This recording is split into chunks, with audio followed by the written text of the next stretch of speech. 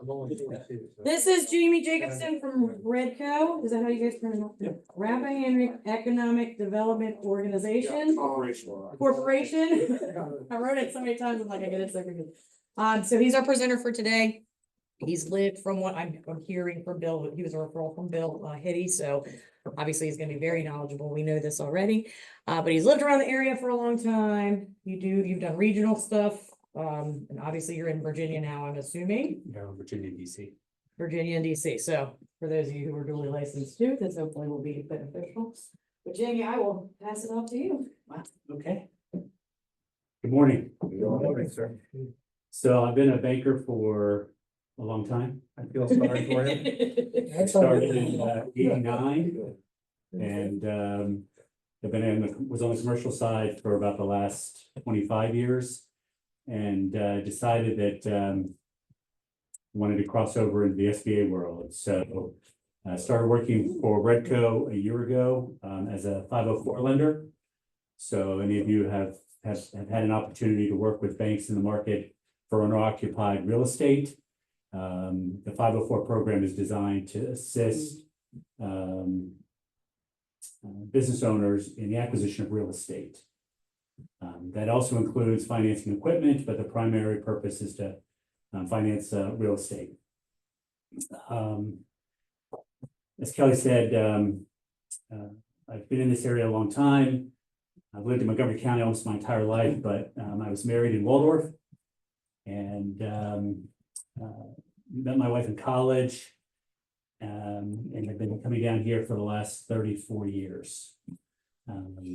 Actually drove down to my in-laws' place down in Mechanicsville this morning, dropped my wife off, turned around and came back up here for today's meeting. So looks a little different down there, doesn't it? it does look a lot different. I had to share with them one day that a banker had shared with me that the farmer's market was going away and that a white shopping center was going in there. And now as I go down, I see some of those vendors on the right side of the road selling their wares on the right side of the road. I do have a customer of sort down this far. There's Rita's Ice down in Charlotte Hall. He's a borrower, someone that I'm working with right now on a deal for a school that he's looking to finance. So I wanted to come down here. Bill was kind enough to introduce me to Kelly. I wanted to come down. I've been coming down here a long time. I know that Charles County is a lot different. Waldorf in particular, La Plata, and then 5 all the way down is starting to boom. Residential is clearly coming to a lot of spots. Commercial is going to follow. There's going to be some opportunities for businesses to acquire real estate that's down here, renovate it, refurbish it, open it up for their own purposes. I know that gas stations have always been very popular. They're a little harder today to do 504s with because there's a lot of environmental issues surrounding gas stations that you have to go through. But we do a lot of different projects. In fact, I have one going down right now in Prince Frederick. There's a fabrication place down in Prince Frederick off of Schooner Lane. The owner of that, the company was purchased. Now they're coming back and buying the real estate. We're financing the real estate. And so properties like that are transitioning. And so as you're working with your clients, whether you're financing, doing something on the residential side and you happen to be talking to them and they own a business and they might be looking for purchasing something for their business, or you are far more active in the commercial space, asking them if they're looking to buy something. Every time I come down this way, there's always something new that's popped up. I can tell somebody's had a facade redone. And I look at some places, that are ideal industries for us. Veterinarians are ideal for us. Medical professionals that might be looking to get out of a medical building and into their own are ideal for us. Restaurants, they're always tough for banks. Banks always shy away from restaurants, but when you utilize the SBA in that and they can share the risk, they're more receptive to restaurants than they would be straight financing. So I'm gonna walk you through a slideshow. Kelly will send this out to you as well. I won't read it verbatim, but feel free to ask me questions as we go through. Just a little bit about REDCO. The right, should be the right arrow. Yeah, this one here. Yeah.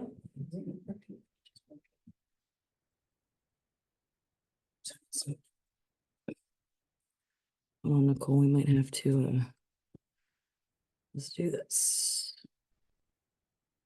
So Jamie, it sounds like you're doing some deals in Maryland, but you say like the Virginia, the DC, that's where, how does that work? So when I came on board last year, I was given the entire state of Maryland. A CDC, a Certified Development Corporation, which is what we are recognized as.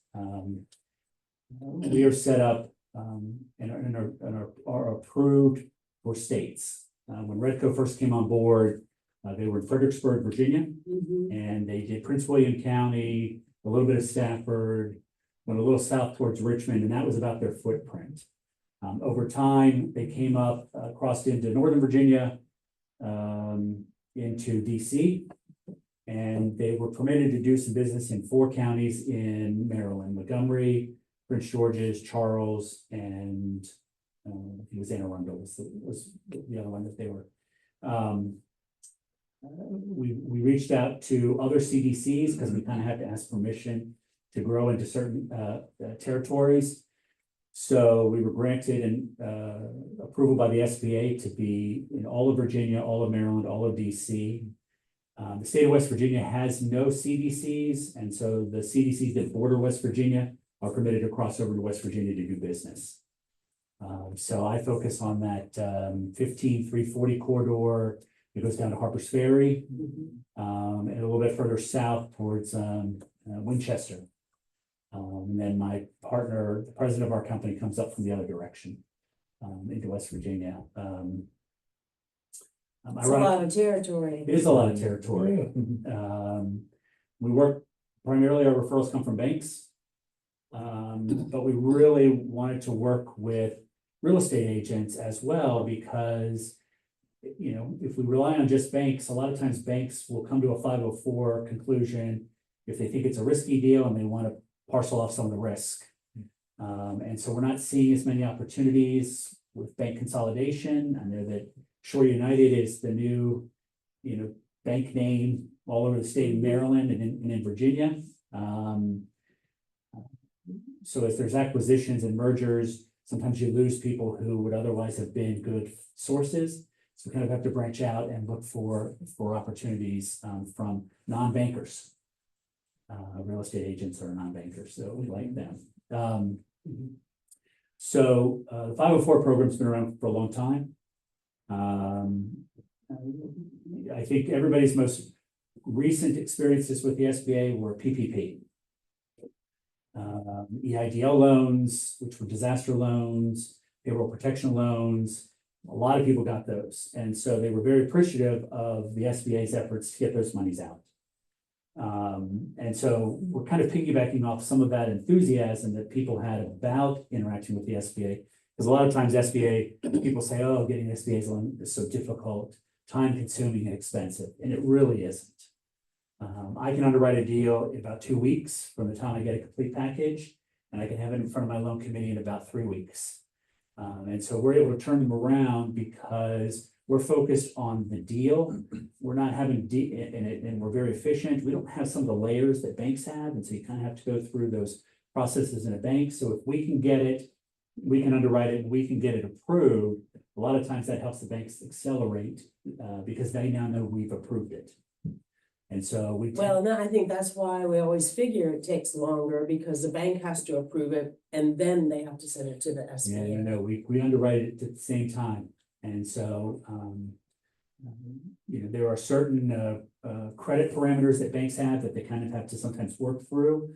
But if we can spin our approval around quickly, that helps alleviate some of their concerns, knowing that they're only going to have 50% of a $2 million loan as opposed to 80% or 75% of a $2 million loan. So, so we are very efficient in that respect. Our rates do not mirror residential rates. I think 30-year fixes are, I think, just dipped below 7 recently. Our August rate for 504, our loan was 6.02%, fixed for 25 years. And so that's a pretty good rate for a business owner today. 5 years ago, the rates were in the 3s. 5 years ago, a lot of things were in the 3s. Right. Good old days. So Not this. in the 15s either. No, no. And the big difference between, and I'll get into this a little bit, but we've been around since 1983. We are a 501c4. We are not for profit. Our income is derived from the loans that we produce. Our lending toward Virginia, Maryland, DC, and as I shared, West Virginia is pretty much anybody that borders West Virginia. The program, as I shared, is a long-term financing tool. It's a 25-year fixed product. We can also offer 10 and 20-year fixed rates, but ideally the 25-year works best because it amortizes the debt out the longest. They're not expensive. They do not take a lot of time, and there is not a lot of paperwork. Generally, what the borrower gives to the bank is what we get.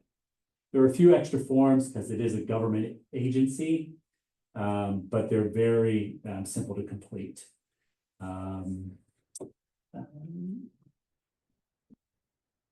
Isn't there, I guess it depends on what their commitment is, but is there not some kind of like a 1% or one of those So that the inherently? the cost for a 504 loan is 2.15% of our debenture. So in the example I would show you, I'll show you if on $1 million loan, our piece would be 400,000, right? The borrower puts in 10%, 100,000. We finance 40, the bank finances 50. Our fees, our biggest expense is the attorney fee that's passed through for documenting the loan.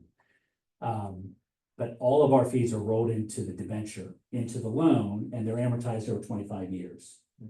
So the out-of-pocket expense to a borrower on a 504 loan is minimal because we can roll in eligible costs that includes appraisal, environmental, recordation.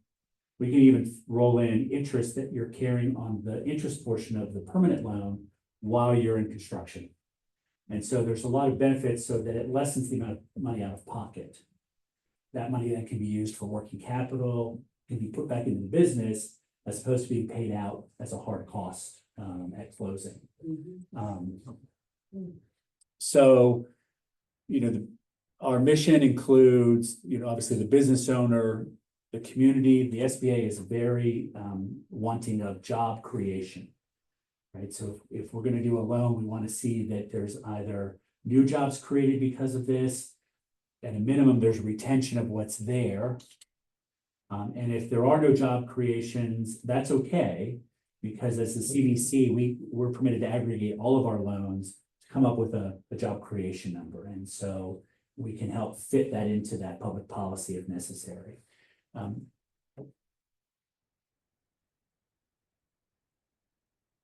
Ironically, we can also work with credit unions. Farm credit. I passed another credit union. Cedar Point. Credit Union is a big one down here now. We can work with credit unions, and they've historically been, people haven't approached a credit union for borrowing money, but they have become more active in the space, and their rates generally are a little bit lower than bank rates. So as I shared with you, this is kind of a typical structure of a 504 on $1 million purchase. It's a 50-40-10 split. That's the traditional number. And this presentation will be sent to you in an email from Kelly as well, so you'll have that as well. But the traditional is a 504. Where the numbers change a little bit is if you're a startup. The SBA asks you to put 15% down in a startup business. So then it's a 50, 35, 15. Sometimes it gets to 20%, but rarely do we ever see deals at a 50, 30, 20. We generally see them at the traditional 50, 40, 10 or the 50, 35, 15. One of the real benefits to the 504 program is liquidity. Right, so if you're out and you're identifying a piece of property and you want to buy it for $2 million, on a conventional loan at 80% financing, you're having to put $400,000 down into that deal. On an SBA 504 loan, you're only having to put $200,000 in that deal. So you preserve that liquidity that goes right back into your business. The banks like it because it helps with their deposit, right? It retains deposits on their side. But that's hard cash that if you otherwise put it in your building, you may not get it right back out very quickly. So liquidity is a big conversation piece for us, something that we talk about a lot when we're talking about the 504 program. The other one is that you get a 25-year fixed rate.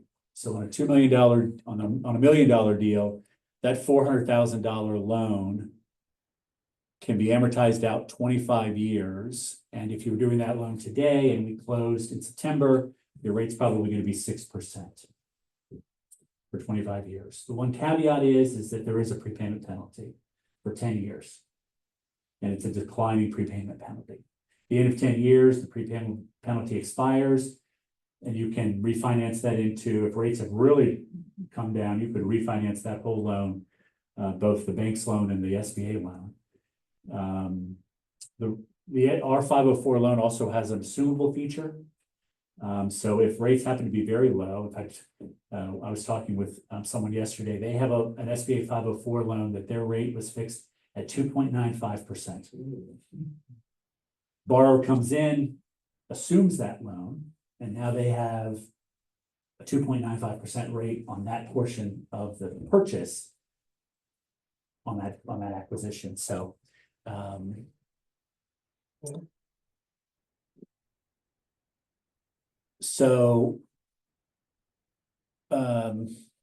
actual rates 6.045, I said 6.02, 6.045 for 25 years, 6.115 for 20, and 6.493 for 10 years. Those are the fixed rates for those periods of time as of August. The way the loan rates are established is every month the SBA brings all the loans nationally that they've closed. They sell that debenture out in the secondary market, and that's how the rate is established. The rates are established once a month, on or about the 7th of every month. We're notified as to what the rates are for that month. If you close in the previous month or the first week of the next month, that's the rate you'll get. If you close after that, then you'll fall into the next month's rate. So there is a little bit of rate risk that can be assumed, but when I came on board in August of last year, our rates had exceeded 7%. They've gotten up close to 7.4 at the high point, and now we're down in the 6s. So we've come down almost a 1.5 in a year's time. And I think that the market is starting to, maybe you're seeing it on the residential side, but as well, that the market is somewhat stabilizing to the idea that rates are not going to be in the 3s and 2s again anytime in the near term, right? So they're more comfortable saying, okay, if we're in the 6s, that's still a decent rate for 25 years on a portion of our debt. Maybe it makes sense to go ahead and do it and not try to time the market at a much lower rate. Again, this would be how the prepayment penalty would be applied on a 25-year loan. It's a 10-year.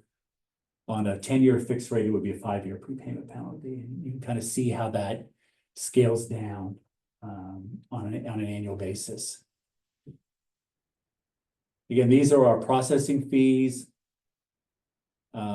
that total the 2.15% on a 20 and 25-year loan, and what it would cost on a 10-year loan.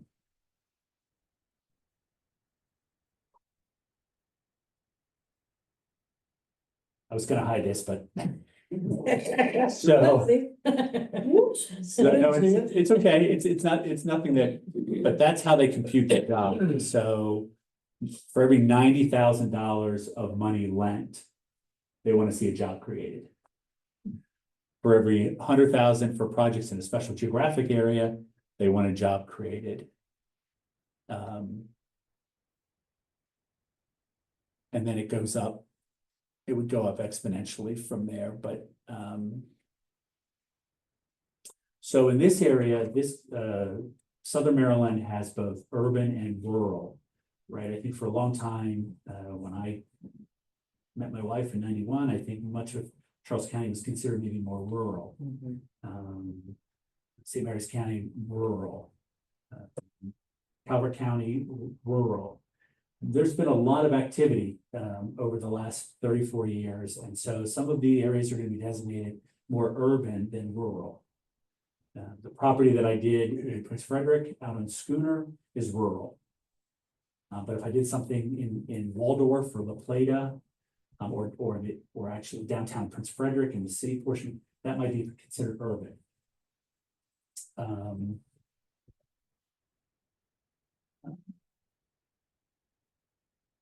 These are public policy goals. A lot of times, we're working with a business right now that, they designated the business as a woman-owned business, in part for bidding out on contracts. And if it's an established, it's a Maryland business or a Virginia business, and they establish themselves as a minority business enterprise, it allows them then to bid on state contracts.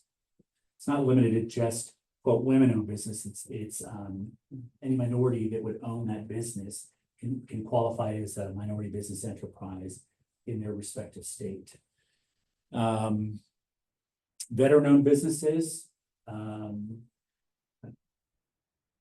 It's an area that has been underbanked for many years. There are a lot of veterans out there that come back.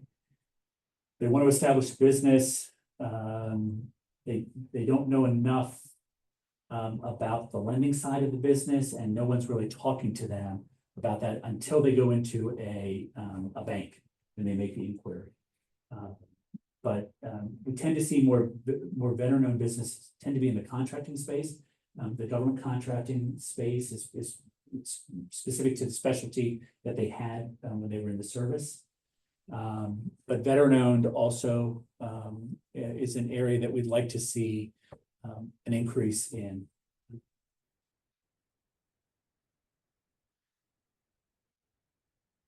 As you come down 5, there's this big solar farm, right? The SBA has recognized that alternative energy sources are being utilized in property construction. Solar is the primary one, whether it's on rooftops, whether it's adjacent to the building in an open space because there's enough land to introduce solar, or a solar farm. It can be financed by the SBA. We're starting to see more businesses utilize that as a means of curtailing their energy expenses. But I think there's maybe some legislation that's kind of coming down too about, like when you apply for a permit, there's a form or something that says, how does this building rate on the energy scale or something? I think might be new legislation or something that really is getting a lot of people's attention too. Oh, it is, and I think that the residential community was the target audience for solar initially because they wanted to put the solar panels on rooftops, and you could go into certain subdivisions and see solar everywhere. The commercial was a little slower to react to that. We can roll those costs in. If a hotel had some additional space that was underutilized and they wanted to introduce solar, as long as it met the green requirements, if there's no debt on the building, we could finance the solar piece on a standalone basis for them. You want to reduce existing energy consumption by at least 10%.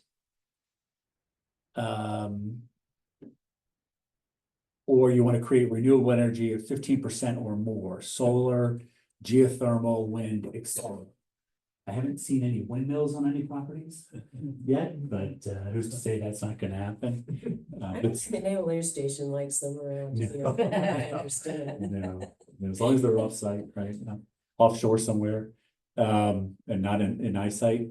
The geothermal is also something, that is important to look at in some, areas. The process is a little bit more involved. You have to work with an energy company or a environmental firm that offers that service. They'll come out and do an energy audit for you. You take that audit, you go out and you bid out to a solar company that would come in and install solar panels. You provide that documentation to us and we submit it to the SBA as part of our environmental review process. At the building in Prince Frederick, they're installing solar. They're putting solar panels down there. Our eligible costs, as I shared, real estate, machinery and equipment, the soft costs that are shown there can be rolled into the loan. There's also the conversation comes up about occupancy. So most people think that the business has to own 100% of the space, occupy 100% of the space. They have to own 100% of the space, but they only have to occupy up to 51% for it to be classified as owner occupied. So if there's an opportunity to buy something and they can introduce a tenant into their space as well, to occupy 49%, that's cash flow that comes into the business. We don't account for that in our underwriting, but it's additional cash flow that can be used for ongoing expenses of the property. It might even be enough to cover their monthly payment, depending upon the type of tenant that they have.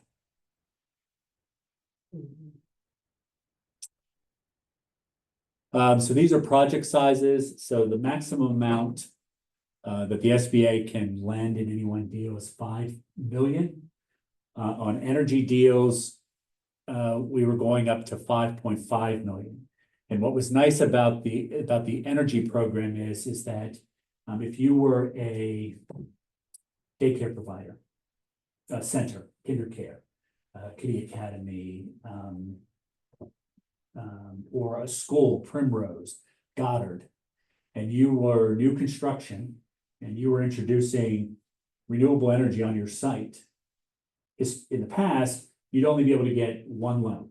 Now you can get 3 loans and have up to $16.5 million. I think it's or north of $16 million in 504 loans to one guarantor, but 3 locations. So they said, you know what, we want to recognize businesses that are going green. And so they facilitated a little bit more flexibility than the traditional 504 program.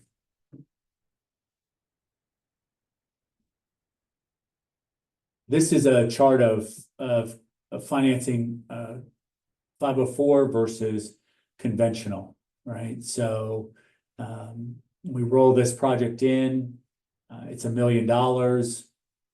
Out of pocket borrow equity is 100,000. On a conventional financing, they'd be financing 20% of hard costs. The bank would finance 100% of soft costs, but borrower's equity is $240 out of pocket. So we save them $140,000 in a 504 program.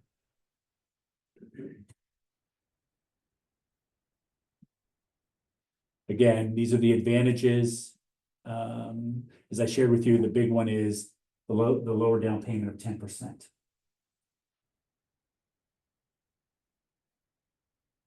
And then this is Joe's the president of our company, and I'm the senior vice president that services all of Maryland and Northern Virginia south to about Woodbridge.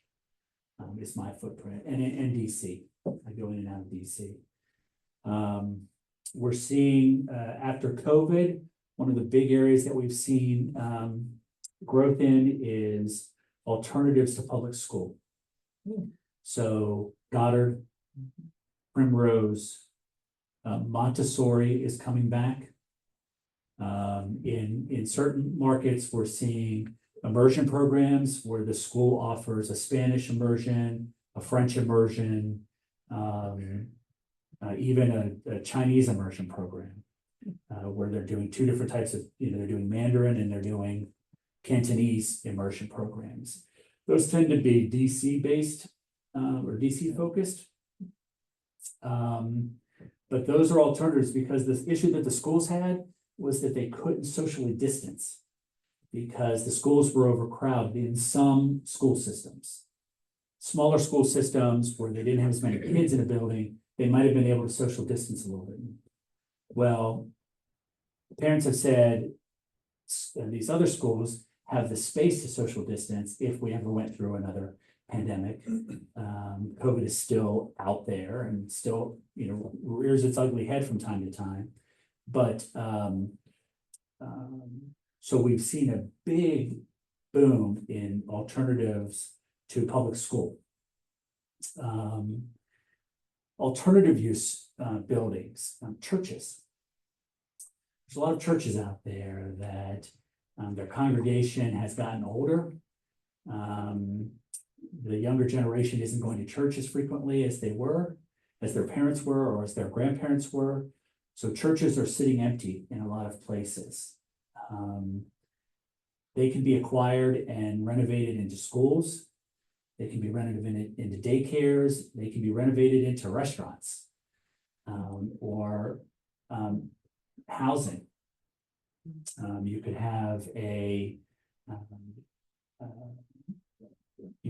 I'm doing one in outside of Charlottesville, Virginia. They're creating a bed and breakfast in a church. They're going to add some additional buildings on the property, but they're going to convert it into a bed and breakfast property. Now, this church is old. It has to go through the historical preservation fund for approval, but there are alternatives for buildings that you wouldn't think could be used for the 504 program. Self-storage units. I haven't seen a boom yet, but I'm guessing that as more and more residential comes online, we're going to see self-storage units pop up along the 5 corridor, the 301 corridor, the 4 corridor, because people are going to have to put their stuff someplace. If they downsize, they're going to have to put the things that they should have thrown away years ago and they never threw away, they're going to have to put it in a self-storage unit. Those qualify for the 504 program. The traditional businesses, restaurants, retail shops, franchises qualify in the 504 program. So, sometimes you'll see a McDonald's, you'll see an Arby's, you'll see something else. Those aren't corporate locations, those are franchises. And so you can qualify for a 504 program to franchise. Now, I did peek, I was looking at the organization's website, and I saw that there was a commercial boot camp that went on last week, and I don't know if anybody here. It got canceled. Oh, it did get canceled. Yeah. Okay. We were trying, but yeah, it got canceled. But what I saw in that is that a lot of the conversation was going to be around leasing, and what the prices were per square foot. Those are great opportunities where somebody goes in and they do a lease with an option to buy. They lease it for a couple years. They decide this is where they want to be. They buy out of the lease, and they finance it into a commercial loan. So I wanted to come down here, as I said at the start, I've been coming down here for a long time. I can see the growth that's going on in Southern Maryland. And I wanted to share our program with you and who I am, so that if you come across the opportunity, I'm happy to come down and meet with you, your client. If they're looking for a bank, they've not found a bank that's interested in doing the deal with them. Because we cover such a large territory, we work with just about every bank. And we can introduce them to banks that they may not have otherwise thought to work with. I can tell you by way of example that that one of the bigger banks in the marketplace nationally, Bank of America, who for a variety of reasons gets a lot of bad press. They actually have a very strong SBA group, and they're offering a 25-year fixed rate on their loan. And we're offering a 25-year fixed rate on our loan. And so 2 25-year fixed rates, Bank of America doesn't have a prepayment penalty on their loan. You can pay it off fast, you can pay it off early. But they have been one of the more surprising banks, interested in working with, and because they're all around the country, I can introduce the loan officer that I work with to a business here. She may not come all the way down to Southern Maryland to see it, but I will. And I can share pictures and I can share information about it. We do a But lot. there's certain banks that are like preferred partners or something. We heard that from like PNC would say, oh, we're a preferred SBA lender, so they talk about like the time is not so long, because once we approve it, then we know that the SBA is gonna, is there validity to that? Or? So what they're referring to is the 7(a) program. So PNC, most of the big banks nationally are preferred lenders, which means they can underwrite a loan, they can approve a loan, and then they can go to the SBA and say, we've approved this loan, please give us the guarantee. That's under the 7(a) program. The 7(a) program is predominantly a variable rate program. It's designed for business acquisition. It's designed for working capital, lines of credit. It's designed for short-term cash flow needs. It can also be used for equipment. Or I think business acquisition, I think it's business acquisition. It's not competitive with the 504 real estate loan. It offers it, but the rates are higher. So if you were to get a 7(a) loan for the purchase of a small office building that you were going to occupy, the bank's going to float your rate at prime plus 2 to 2.5, which today would put you at 10.5 to 11%. And it's variable, the rate adjusts quarterly. Yuck. The benefit to the bank is they can sell that guarantee for income and recognize that income on their balance sheet right away, or their income statement right away.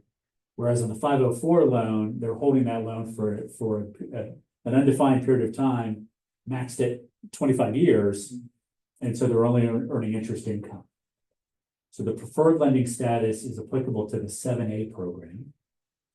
PNC recently got rid of the bulk of their SBA group in this market.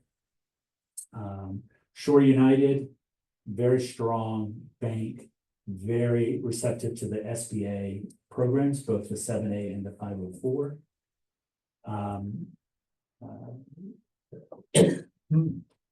Who else is there? Who are the bigger banks down here? Truist, which was the BB&T, SunTrust. I haven't done much with them. As you come down from Prince George's County or from Montgomery County, I think Sandy Spring Bank is one. They have they're a strong SBA lending institution. Again, some of the merger and acquisition activity has shrunk the number of banks. Wells Fargo, ironically, they too have they're coming back with a strong SBA presence. Cedar Point is probably a good place to go. The nice thing about the credit unions is they can take a loan and they can push it out to different credit unions. So they can take a bigger loan and then share it with other credit unions the way they operate in the credit union world. They can share a deal with other credit unions. Old Line Bank, which is now Westbanco, they were a strong community-oriented bank. I think Westbanco, the Old Line group that's still down here is still that way. They acquired a bank up my way, just in my neighborhood. Old Line acquired a bank in Damascus, Maryland, and then Westbanco acquired Old Line Bank. Maryland Bank and Trust, I don't know. They were Old Line. They were Old Line, okay. So that's my story. That's what I wanted to share with you. I'm excited to come down this way. Visit the in-laws. Took me about an hour and 15 minutes to come down here this morning. On Saturdays and Sundays, it takes me a little bit longer, and my ride home is even longer. Yeah. My office is in Rockville, Maryland. You'll see that on my business card. It says North Bethesda, but it's really Rockville. I was gonna say, you wanna pass them? Yep, I'll pass them around. Sure. And then again, I'll give you guys the PowerPoint, which has his information. We just need to move that across the Potomac somehow, and then you guys will really be doing it. Oh, yeah.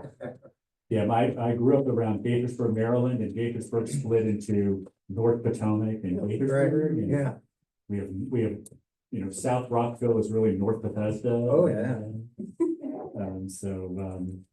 I love going up there and, and trying to move around the location to be something Oh, else yeah, that always, they're not really. our county derives most of its income from property taxes. Oh, yeah.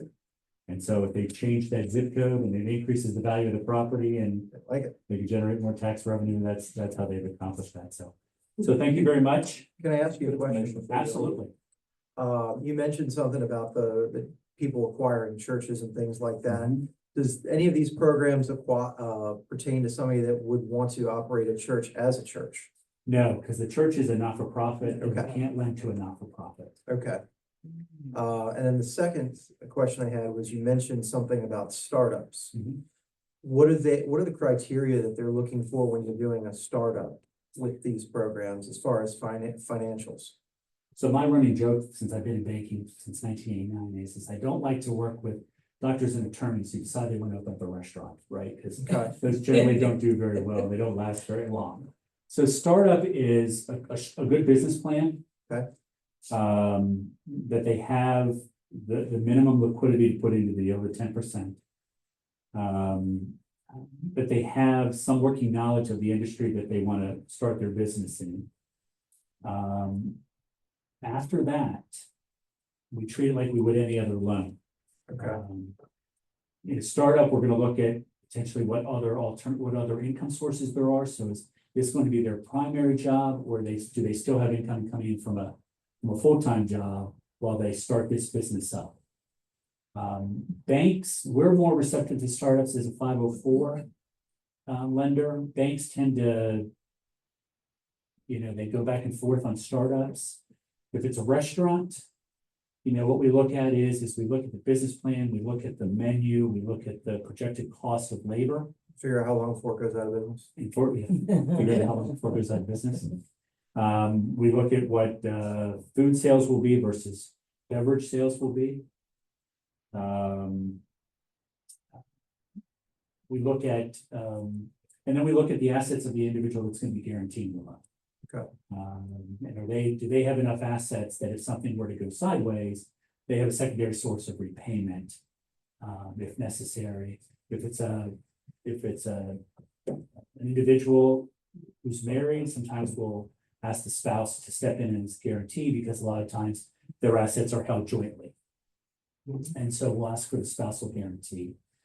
In a startup, we generally ask them to come to us first, because if we like it and we vet it, we'll find a home for them.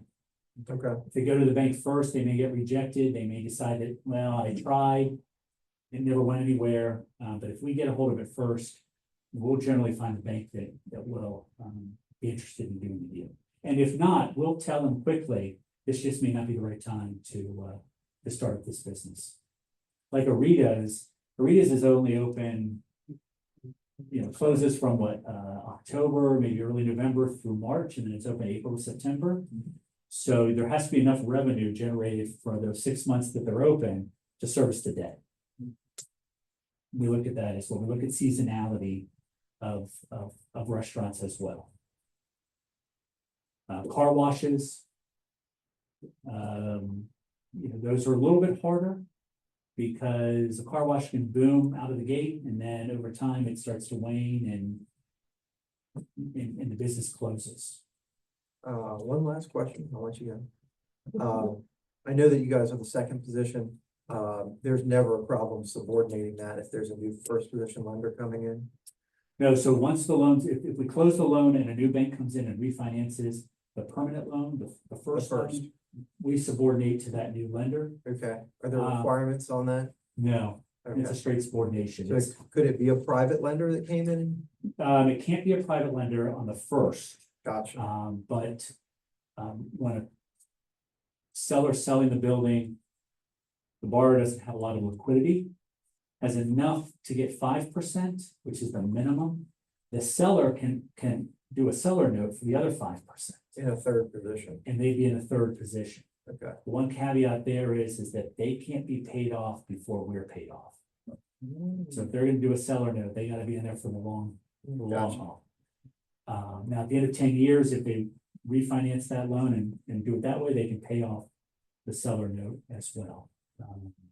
If the seller doesn't take a lien on the subject property, then they can be paid off faster. Okay. So sellers can contribute equity to the deal. Couple of quick questions. I think, the 5 million cap has been in place for a long time. Long time. And of course, property values are so much higher today. Do you have any other source like USDA or that you work with? You know, we haven't worked with USDA. We've come across one loan where USDA was involved in the transaction. So on a hotel project that might be $16 million. In the 504 loan, we're gonna be capped at that 5 million. So the bank's gonna take a bigger piece up front. It's not a traditional 504. Bank's gonna take a bigger piece up front. We're gonna cap at our 5 million, and the borrower's gonna insert their equity into the deal. But we have not done a deal with And second of all, you don't do anything on inventory at all. we don't do inventory loans, no. Right. Okay. 7A we do inventory loans. On 504 as a real estate, we would not do inventories. You do some of the equipment. We do some of the equipment, yes, yes. Bigger equipment we can do. If there's a deal that rolls in FF&E that's, you know, tables, desks and chairs for a school, we can roll that into the loan as well. And if somebody comes in and they have they're looking for something on inventory, you know, there are some banks that will lend on inventory and there's some that, and that's where they'll come back with that 7-8 guarantee piece as a preferred lender. All right, guys, we only got about 10 minutes to conduct our meetings. Thank you, Jane. You guys have his contact information. Thank you very much. Mind if Really anybody appreciate your reaches time. out with any more Thank you. questions? We don't have a lot to talk about, so that shouldn't, 10 minutes shouldn't be long. I'm down here at least 6 times a year, Well, good, we'll bring you back. so You have a 2 of them for holidays, right? no. Let me know what those dates are. We'll squeeze On you the in. holidays. We rotate Christmas and Thanksgiving, so, Yeah, we'll definitely have you back. And then I'll be talking to you a little bit later because we have some other things coming up that we may want to get you involved in as well. also one I didn't talk to you about is funeral homes. Well, everyone just got so excited all of a sudden. Funeral homes work. And we've seen some funeral homes where they'll be adding on to the building, whether it's the addition of a crematorium, or they're adding on to the building to take on more. Those are good. Sometimes the small mom and pop funeral homes are a little bit tougher. We have started to see some bigger funeral homes coming into markets and buying up the smaller funeral homes, but we can do funeral homes, so. Thank you, Jamie, so much for coming. We Thank you very much. appreciate it. Have a good day. Okay.